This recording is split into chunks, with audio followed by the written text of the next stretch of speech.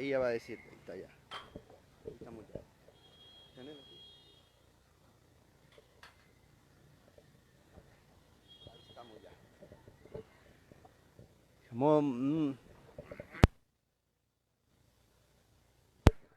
¿Qué tal? Buenas tardes, amigos. Ya estamos en este nuevo programa que hemos dado y que lo vamos a hacer con mucho amor, con mucho cariño para ustedes que siempre están en sintonía de mi cuenta de Facebook, Joaquín Moreno. Esto está hecho con mucho amor y con ganas de querer hacerlo. Es una idea que nació unos días de estos, hace poco, pero con inspiración en el Santo Romero, el Santo de América, como ya muchos lo hemos proclamado desde hace mucho tiempo. Hoy vamos a iniciar con este programa que se llama Camino a la Canonización, Testimonios del Pueblo.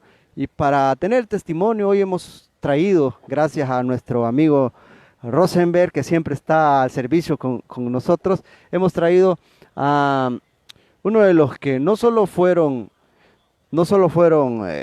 testimonio vivo, sino que también fueron sangre de Romero. Hoy tenemos a don Gaspar Romero, hermano del nuevo santo, ya proclamado por nosotros desde hace mucho tiempo, pero hoy la iglesia ya lo hace tanto. Buenas tardes, don Gaspar, un gusto tenerlo hoy acá y que nos comparta parte de los testimonios que algunas veces quizás nadie le ha preguntado, pero hoy vienen a su mente y tienen que darlo. Buenas tardes.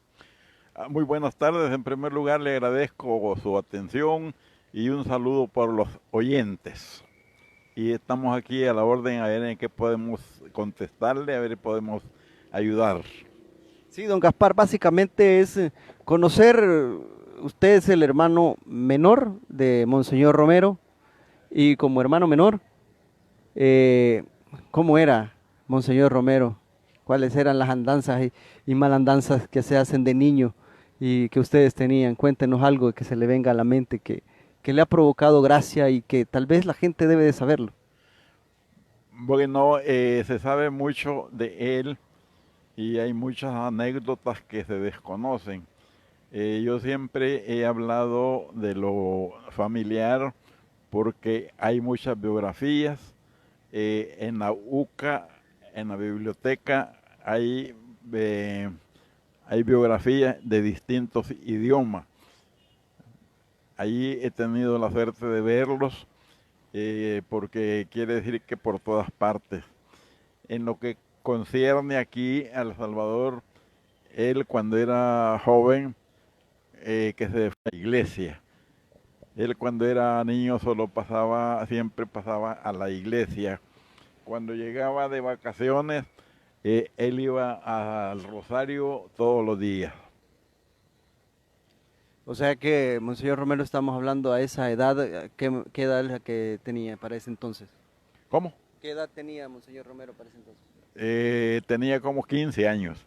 Él estaba joven cuando se fue para el seminario, pero en San Miguel estuvo poco tiempo porque el obispo de allí dispuso mandarlo aquí a San Salvador porque tenía una vocación muy grande. Y estando aquí en San Salvador también pasó la misma situación.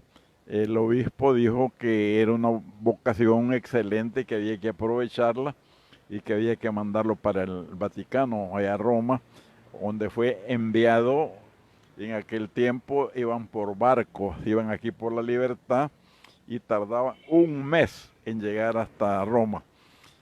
Estando allá fue ordenado sacerdote con otro compañero de él de aquí de El Salvador, pero no pudieron venirse por la guerra segunda que estaba en ese momento, y él aprovechó, pidió permiso allá al Vaticano, pidió permiso para que para que le dieran chance de ir a la biblioteca privada, y tuvo ahí la oportunidad de conocer mucho, mucho, mucho de la Iglesia Católica.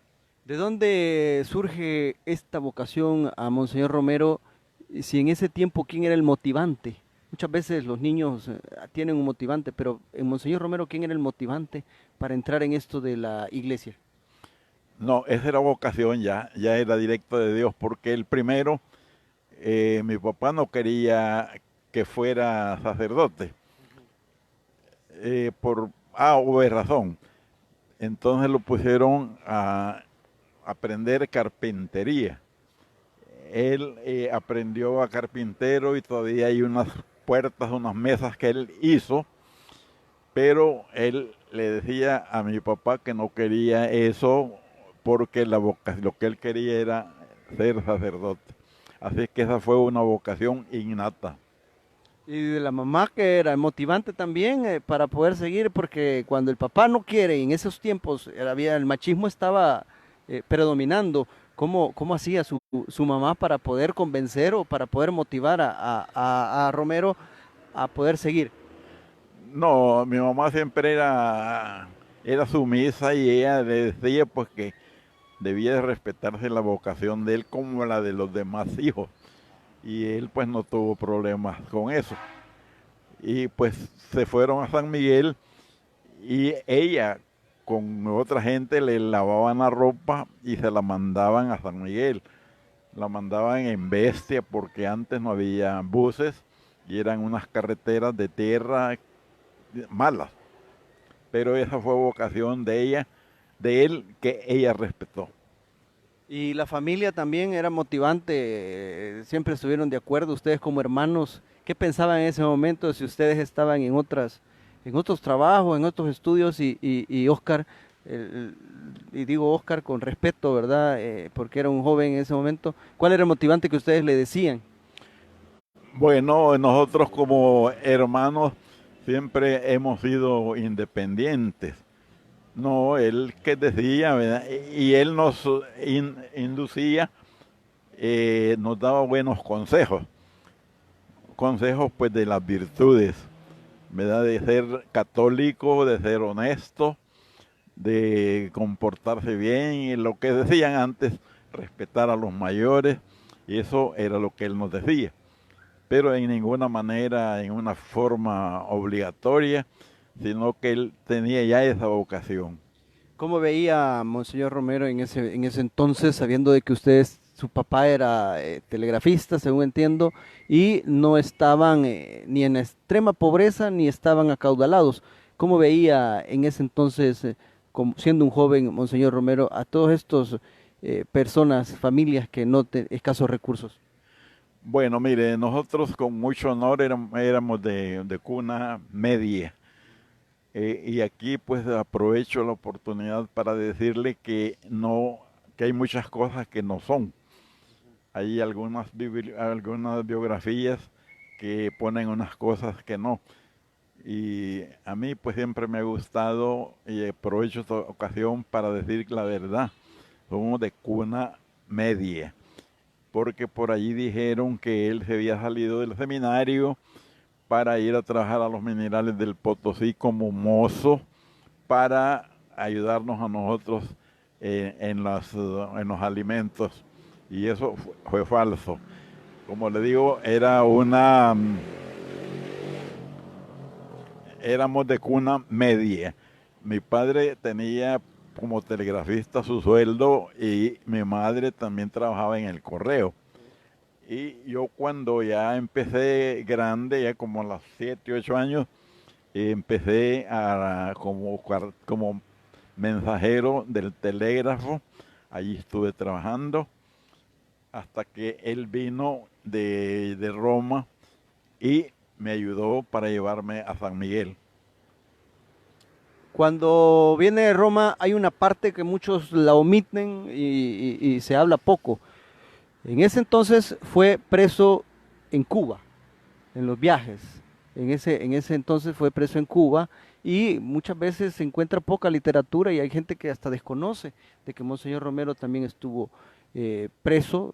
Y cuénteme cómo lo vivían ustedes, qué es lo que ustedes supieron en ese momento y quién le ayudó a Monseñor Romero para poder estar saliendo, porque en ese entonces era difícil la Revolución Cubana y la Segunda Guerra Mundial que se venía. Bueno, ellos venían, como le dije al principio, venían por barco y los que conocí eran dos Valladares, se llamaban Monseñor Valladares, que fue obispo auxiliar, y él. llegaron a Cuba y cuando llegaron allí, pues en los asuntos de aduana les vieron los papeles y decían que tenían que esperarse para investigar. Ellos investigaron con sus fuentes de espionaje a ver qué clase de personas eran. Cuando se dieron cuenta de que ellos eran sacerdotes, los soltaron para que fueran, en ningún momento los tuvieron presos. Sí había escasez porque había ahí un montón de gente de distintos países que venían en barco, que ya habían llegado y la alimentación era poca. Y por eso es que ellos venían bien delgados porque no tenían buena alimentación. Y llegaron aquí, llegaron primero de Cuba, salieron para México, ya ahí en avión. Y de México salieron directamente para acá, para San Salvador, en avión. ¿Qué es lo que comentaba cuando ustedes los fueron a recibir en ese momento?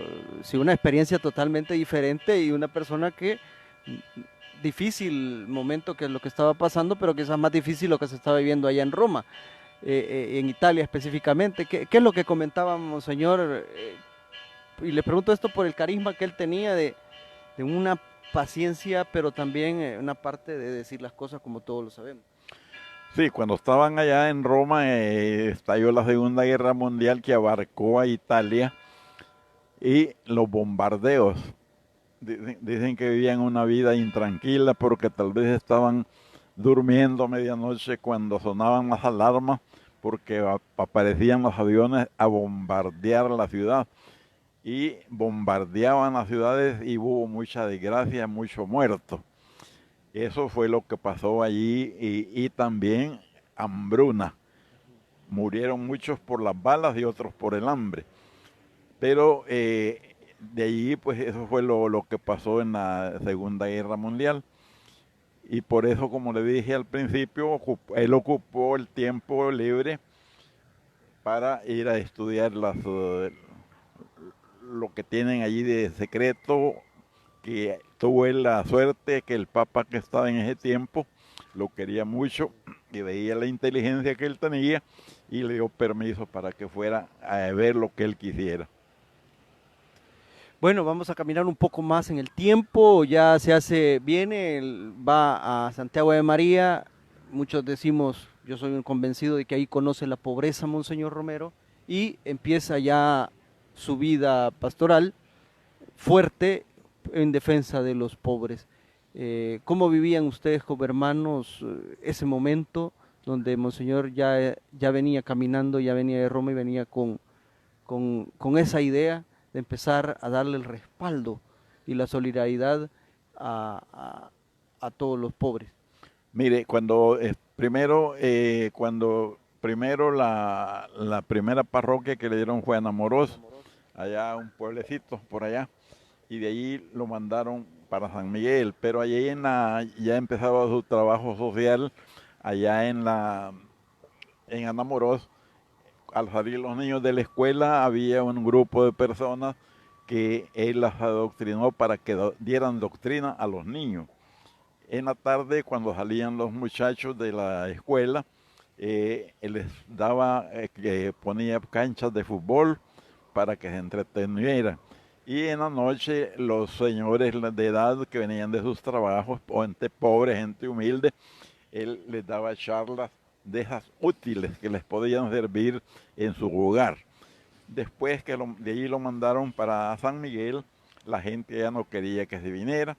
Cuando yo en San Miguel siguió con sus trabajos sociales, allí les preparó un cuarto para reunir hacer un grupo de alcohólicos anónimos, un grupo de ilustradores de zapatos, un grupo de vendedores de periódicos, de esa gente que es la gente más humilde, más pobre. Luego de allí lo mandaron aquí para San Salvador como obispo auxiliar de Monseñor Luis Chávez. De aquí estuvo poco tiempo, llegó a Santiago de María, que es lo que me pregunta, y allí en Santiago de María había al principio una moneda con dos caras. Había mucha pobreza y había mucha gente adinerada. Y a él como obispo lo buscaban los ricos, lo invitaban a almorzar, a cenar, a pasear. Y yo tuve la suerte también de ir porque él siempre me llevaba y me presentaba como su hermano. Pero allí mismo, al salir de una cena de esas, él vio de cara la pobreza porque vio un montón de gente tirada en el patio y en el parque y que estaban lloviendo y ellos ahí cobijándose porque estaban esperando que amaneciera para irse a las cortas. Luego averiguó que en las cortas pagaban muy poco y él les arregló también allí en su oficina un cuarto para que ellos allí se refugiaran al venir. Y consiguió con un grupo de señoras que cuando ellos vinieran les dieran algo de comer, cualquier cosa. Y los hombres estos venían, hombres, mujeres y niños, y cuando llegaron allí, ya tenían ellos al principio pues de colchones, colchonetas, ya no dormían en el suelo, pero también tenían como, dijéramos entre comillas, como pago, tenían que ir, al venir del trabajo, tenían que ir al rosario en la noche. Y antes de irse, antes de desayunar, él también los obligaba a que fueran a oír misa. Así, pero a la gente no se molestaban, sino que les gustaba. Y ahí hubo muchos católicos, e inclusive hubo vocaciones sacerdotales. Interesante, ya casi para finalizar vamos a hablar, estamos a 13 días, don Gaspar, de del mandato de la iglesia. Muchos nosotros ya lo teníamos como santo desde hace mucho, pero ¿cómo lo vive don Gaspar? Sabemos que usted tiene que estar allá, la familia va a estar allá, pero ¿cómo lo vive y cuál es el llamado que haría a toda la gente que está sintonizándonos ya casi para ir finalizando este testimonio vivo de don Gaspar, hermano de Monseñor Romero? ¿Cuál concretamente la pregunta? La de el mensaje. Ah, bueno, que ya pues que es conocido de todo el mundo que el 14 de este mes que estamos, de octubre, va a ser la canonización allá por el Papa, ceremonias hechas por el Papa allá en el Vaticano, a la cual pues a nosotros nos han invitado y he sabido que ahí van a ir miles de salvadoreños. Y algo pues que nunca se había visto y por ejemplo del pueblo nuestro de Ciudad Barrio van a ir mucha gente y también de San Miguel y de aquí ya no se diga, va a ir mucha gente. En eso estamos preparándonos ya para ir ya saliendo allá, de aquí ya estamos con el vuelo listo, que va a ser el 7 que salimos para llegar a tiempo y vamos a estar allá en un acontecimiento nunca visto y por el cual el país de El Salvador ha sido conocido por Monseñor Romero, porque antes era un país desconocido, que nadie lo conocía, y ahora se dice pues que es el salvadoreño más conocido, y yo podría decir que es el personaje más conocido y más querido. Y sigue siendo pues para nosotros el mismo Monseñor de siempre.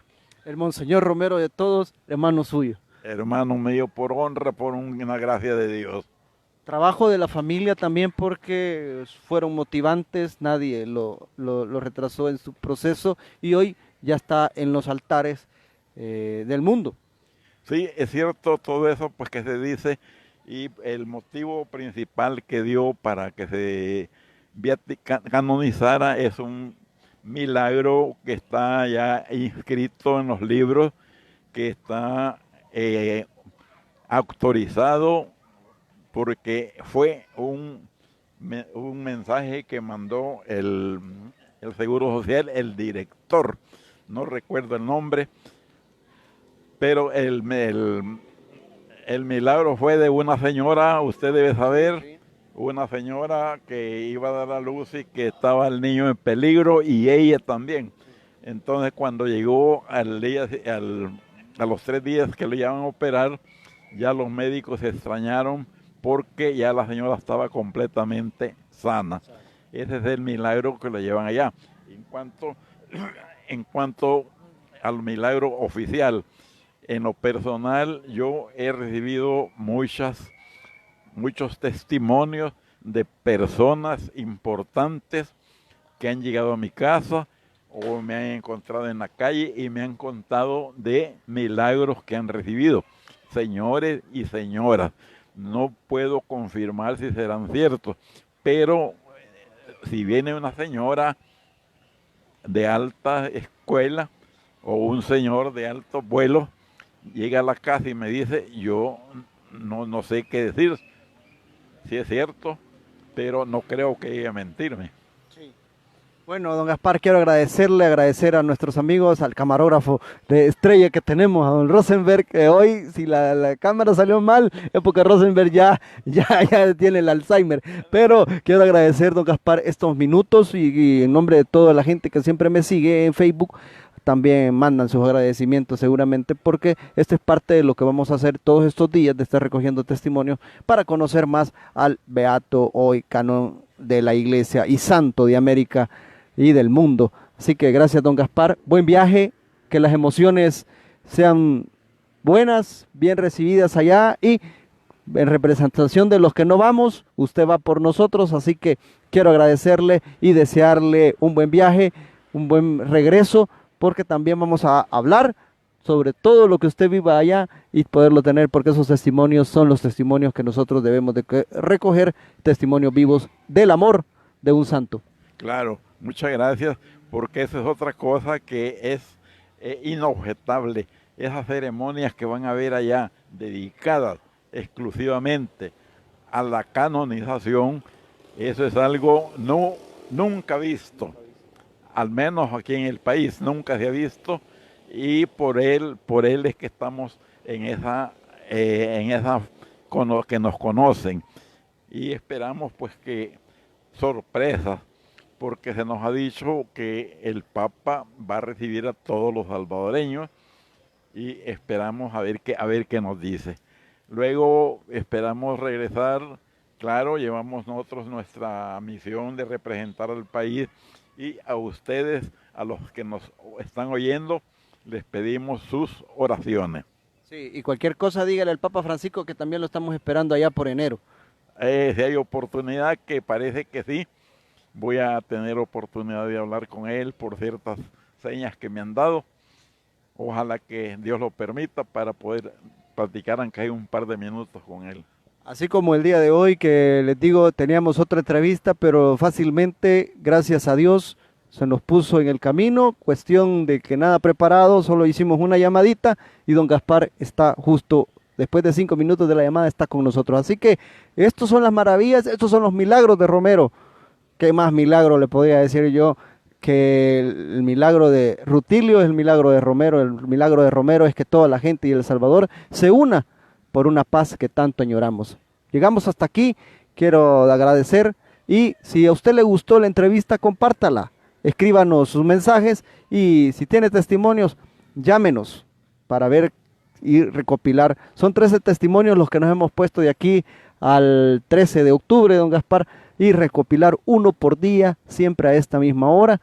Así que esperemos, veamos mañana otro testimonio, esperando en Dios que nos lo pase algún amigo. Así que, bueno, por mí y por los que están oyendo, ¿a qué horas pasa su programa? Va en vivo y los estaré pasando a las 6 de la tarde todos los días, y va a quedar en mi cuenta de Facebook para que usted lo pueda estar viendo y lo pueda estar compartiendo. A las 6 de la tarde. A las 6 de la tarde. Para estar presentes allí. Sí, muchas gracias. Bueno, esto fue Joaquín Moreno en Camino a la Canonización, Testimonios del Pueblo. Gracias, dele ahí finalizar, porque ya nos vamos, porque ya nos cayó la noche. Así que nos vamos, aquí está, finalizar creo yo. Gracias.